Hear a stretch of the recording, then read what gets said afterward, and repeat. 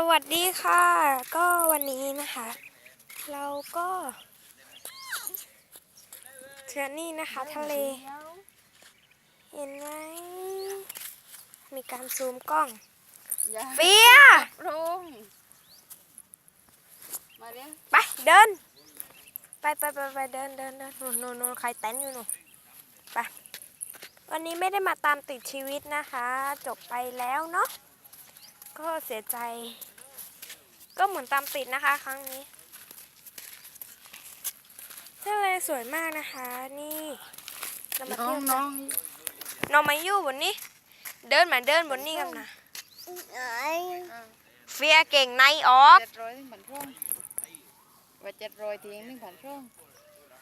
นู่นไปหาพี่ไหมนู่นพี่ลงมาแล้วนี่นะคะทุกคนเล่นหนามเข้มนะแม่หลงเล่นหนามเข้มเลยนี่ลงปลานี่นั่นทางลงตรงนี้เฟียไปกับพี่นู่นไอ้นี่ก็เอาผ้าเช็ดจะอากาศดีนะคะรอบนี้แต่เล่นน้ำไม่ได้นะคะไม่สบายนี่นะคะจะมีน้องอีกคนมาจะซูมก่อนนี่คนนี้จะมาเล่นกับน้องนี่กล้องเราซูมได้หลายประเภทนะคะมาเร็วนั่นมาเล่นกับพี่อยู่ดินั่นก็เดินเข็ดขี้หมูกโยเล่นเล่นเร็วเป็นไรน้องเป็นไรที่จมูก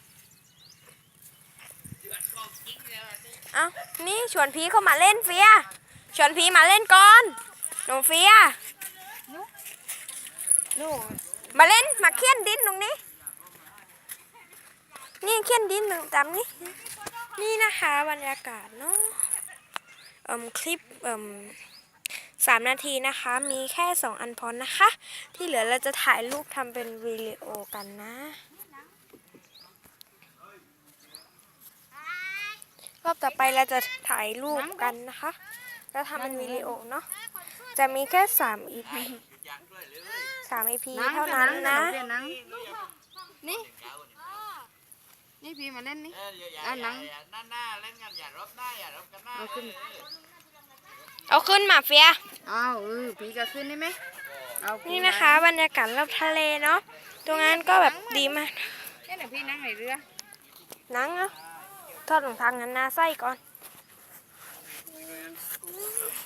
สำหรับวันนี้ขอลาไปก่อนนะคะบ๊ายบายเดี๋ยวไปดูการถ่ายรูปเลยนะคะ